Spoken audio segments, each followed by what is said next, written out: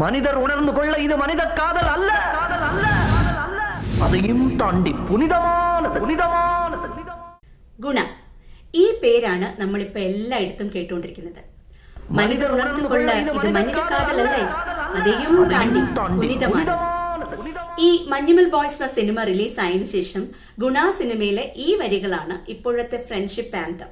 അത് മലയാളികളെന്നില്ല, തമിഴരെന്നില്ല, ലോകമെമ്പാടും new generation ഇത് ആഘോഷിച്ചുകൊണ്ടിരിക്കുകയാണ്. ആ കൂട്ടത്തിൽ തന്നെ തിയേറ്ററുകളിൽ ഗുണ റീ റിലീസ് ചെയ്യണം എന്നൊരു ആവശ്യവും വന്നിട്ടുണ്ട്. അപ്പോ ആരാണ് ഈ ഗുണ? നമുക്കൊന്ന് നോക്കിയാലോ. 1991 ദീപാവലി റിലീസായിരുന്നു ഗുണ.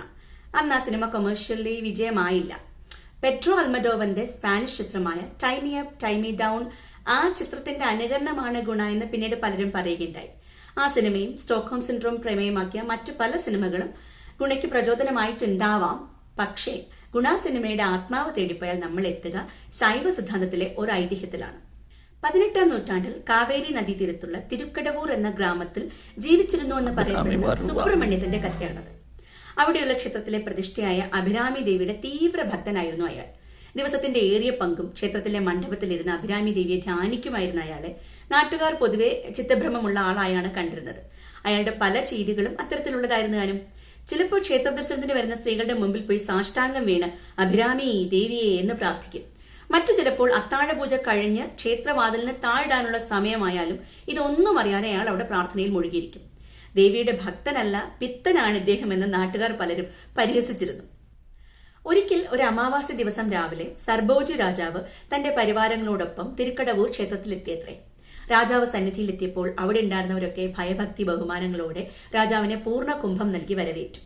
പക്ഷേ ഗർഭഗൃഹത്തിന് മുന്നിലെ മണ്ഡപത്തിൽ ധ്യാനനിരതനായിരുന്ന സുബ്രഹ്മണ്യം ഇതൊന്നും അറിഞ്ഞതുപോലുമില്ല. ആരാണ് ഇയാൾ എന്ന സർബോജി രാജാവിന്റെ ചോദ്യത്തിന് അഭിരാമി ദേവിയുടെ പരമഭക്തനാണെന്ന് ക്ഷേത്രപൂജാരി മറുപടി നൽകി. ഭക്തനല്ല, ഭ്രാന്തനാണെന്നും ക്ഷേത്രത്തിൽ പ്രാർത്ഥിക്കാൻ വരുന്നവർക്ക് ശല്യമാണെന്നും മറ്റു ചിലരും പറഞ്ഞു.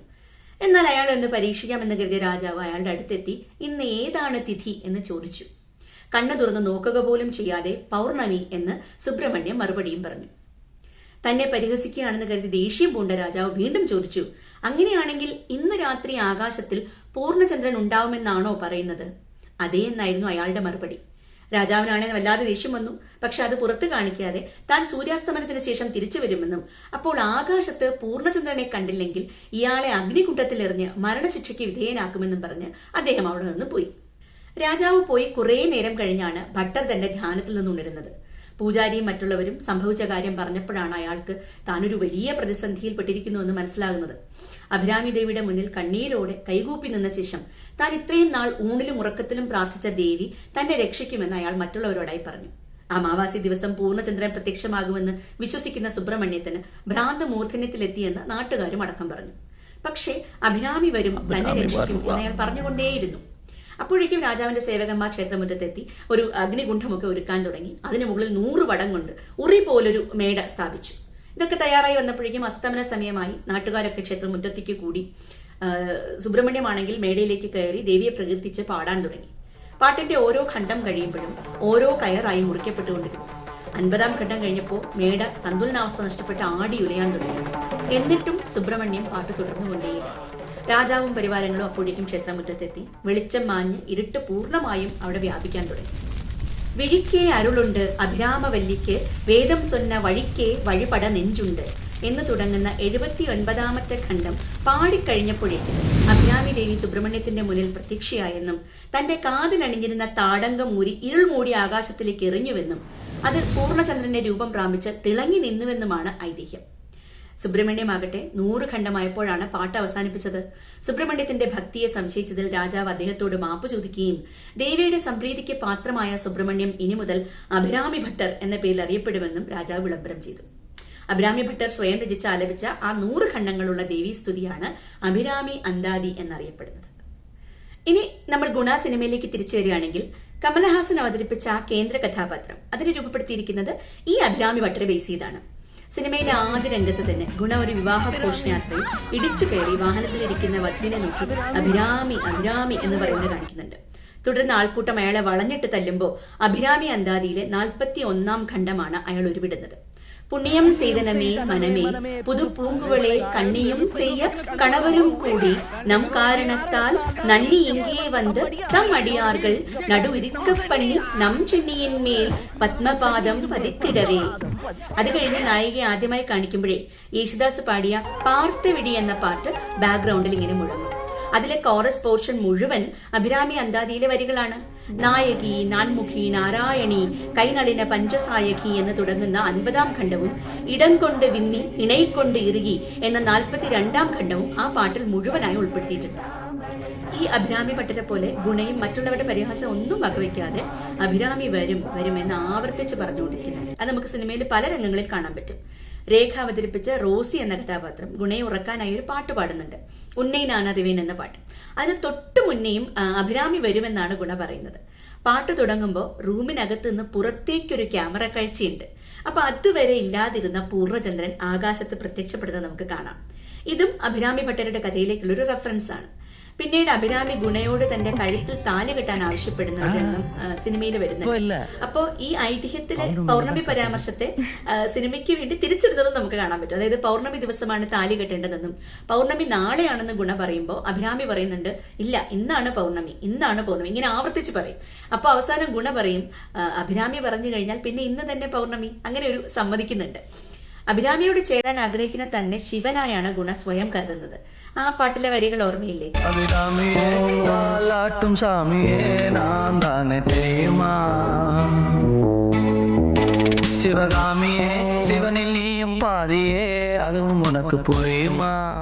കേൾക്കുമ്പോ തന്നെ നമുക്കൊരു രോമാഞ്ചം ഉണ്ടാവുന്ന വരികളാണ്. ഈ ശിവ റെഫറൻസ് ഗുണ സിനിമയിൽ ഒത്തിരി കാണിക്കുന്നുണ്ട്. ഗുണയെ സിനിമയിൽ ആദ്യം കാണിക്കുന്ന ഷോട്ടിൽ ഒരു പാറപ്പുറത്ത് നടരാജഭാവത്തിൽ ഒറ്റക്കാലിൽ നിൽക്കുന്നത് കാണാം. അമ്മയോട് വഴക്കിടുന്ന സീനില്, ക്ലൈമാക്സില് ഒക്കെ ഈ പോസ്റ്റർ ആവർത്തിക്കുന്നുമുണ്ട്. അവസാന രംഗങ്ങളാകുമ്പോഴേക്കും തലയ്ക്ക് മുറിവേറ്റ് ബാൻഡേജ് കെട്ടിയിരിക്കുന്ന ഗുണയുടെ നെറ്റിയുടെ ഭാഗത്ത് രക്തം ഇങ്ങനെ 3 തിരശ്ചീന രേഖകളായി തെളിഞ്ഞു കിടക്കുന്നത് കാണാം. ശൈവിസത്തിന്റെ പ്രധാന സിംബലായ തിലകം അഥവാ ത്രിപുന്ദ്ര തന്നെയാണിത്. ഇത് അഭിരാമി നാൻ സാമി എന്നാണ് ഗുണ അവസാനമായി പറയുന്നത്. 1971 റിലീസായ ആദിപരാശക്തി എന്നൊരു തമിഴ് സിനിമയുണ്ട്.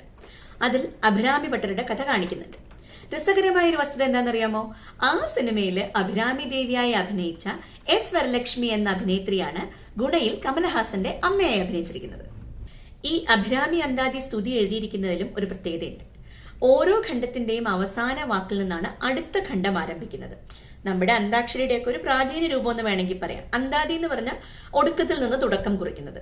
ഇത് ഓരോ ഖണ്ഡത്തിൽ മാത്രമല്ല കേട്ടോ, മൊത്തം സ്തുതിയിലും ഇങ്ങനെയാണ്. അതായത് ഏറ്റവും അവസാനത്തെ ഖണ്ഡം, 100ാമത്തെ ഖണ്ഡം അവസാനിക്കുന്നത് ഉദിക്കിൻറ്റനവേ എന്ന വാക്കിലാണെങ്കിൽ ഏറ്റവും ആദ്യത്തെ ഖണ്ഡം തുടങ്ങുന്നത് ഉദിക്കിന്റെ എന്ന വാക്കിലാണ്. മറ്റൊരു തരത്തിൽ പറഞ്ഞാൽ ആദിയും അന്തവും ഇല്ലാത്ത ഒന്ന്, ഇൻഫിനിറ്റ്. ഈ സെൻ ബുദ്ധിസത്തിലെ എൻസോ സിംബലൊക്കെ പോലെ വാല് വിഴുങ്ങുന്ന ഒരു പാമ്പ് അല്ലെങ്കിൽ ഡ്രാഗൺ, അതില്ലേ, അങ്ങനെ വരണം. ഇത് സിനിമയിൽ എങ്ങനെയാണ് മനോഹരമായി വിളക്കി ചേർത്തിരിക്കുന്നത് ചോദിച്ചാൽ സിനിമയിൽ പലയിടത്തും ഗുണ പറയുന്നുണ്ട് തനിക്ക് മരണമില്ല എന്ന്. അവസാനം അഭിരാമിയും കൊണ്ട് ഗുണ കൊക്കയിലേക്ക് ചാടുന്നതായി കാണിക്കുന്നുണ്ടെങ്കിലും മരിക്കുന്നതായോ മരിച്ചു കിടക്കുന്നതായോ കാണിക്കുന്നേ ഇല്ല. മനിതർ ഉണർത്തുകൊള്ള ഇത് മനിത കാതൽ അല്ല.